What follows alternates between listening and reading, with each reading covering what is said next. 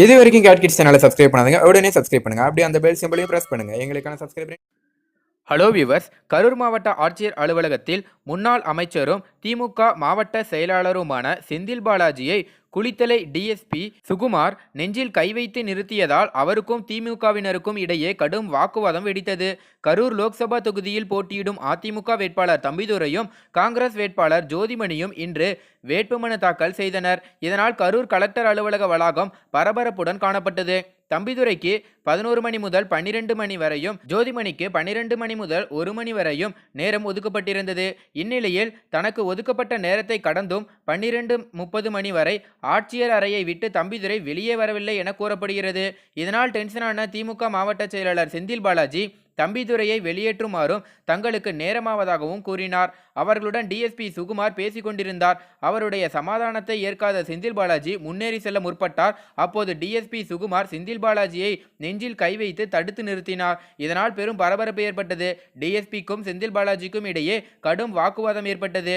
வேட்பாளர் ஜோதிமணியும் அவருடன் கடுமையாக வாதிட்டார். அந்த இடமே பெரும் பரபரப்பாக காணப்பட்டது. தம்பிதுரை வேட்புமனு தாக்கல் செய்த பின்பு புரோட்டோகால் படி ஜோதிமணியிடம் தான் வேட்புமனு வாங்கி இருக்க வேண்டுமாம்.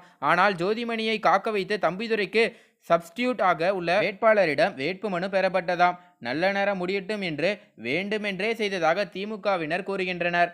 மேலும் இதனால் பார்த்தீங்கன்னா அங்கே ரொம்ப பரபரப்பானது அப்படிங்கிற மாதிரியும் தகவல் வெளியாக இருக்குது. மேலும் தேர்தல் பார்த்தீங்கன்னா ஏப்ரல் 18ஆம் தேதி நடக்க போது, கிட்டத்தட்ட இன்னும் ஒரு 25 நாட்கள் தான் இருக்குது. அதனால் பார்த்தீங்கன்னா எல்லா கட்சியினரும் எப்படியாவது வெற்றி பெறணும் அப்படிங்கிறதுக்காக மக்கள் கிட்ட போய் வாக்கு கேட்டுட்டு இருக்காங்க. நிறைய இடத்துல பார்த்தீங்கன்னா பெரிய கட்சிகள் எல்லாருமே வந்து பிரச்சாரம் செய்ய ஆரம்பிச்சிட்டாங்க அப்படின்னே சொல்லலாம். இன்றைக்கி இருக்க நிலைமைக்கு பார்த்தீங்கன்னா அதிமுக கூட்டணி திமுக கூட்டணி ரெண்டுமே பார்த்தீங்கன்னா பலம் வாய்ந்த கூட்டணியாக தான் இருக்குது. அதனால் வந்து ரெண்டு கட்சியுமே நம்ம வந்து குறைச்சி எடை போட முடியாது. அதே போல் பார்த்தீங்கன்னா தனித்து நிற்கிறவங்களும் வந்து நம்ம குறைச்சி எடை போட முடியாது.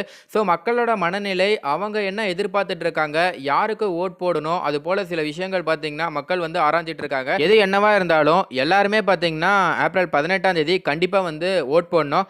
என்னைக்கு வந்து நம்ம தமிழ்நாட்டில் 100% வாக்கு பதிவாகுதோ அன்னைக்கு வந்து கண்டிப்பாக வந்து ஒரு பெரிய மாற்றம் ஏற்படலாம் அப்படிங்கிற மாதிரி நிறைய வல்லுநர்கள் பார்த்தீங்கன்னா சொல்கிறாங்க. மேலும் இந்த தகவல் குறித்து உங்களோட கருத்து என்ன அப்படிங்கிறத கீழே கமெண்ட்டில் பதிவு பண்ணுங்கள். மேலும் இந்த தகவல் உங்களுக்கு பிடிச்சிருந்துச்சுன்னா மறக்காமல் லைக் பண்ணி ஷேர் பண்ணுங்கள். இதே போல் பல தகவலை தெரிஞ்சுக்கொள்ள நம்ம சேனலை உடனடியாக சப்ஸ்கிரைப் பண்ணுங்கள். தேங்க்யூ.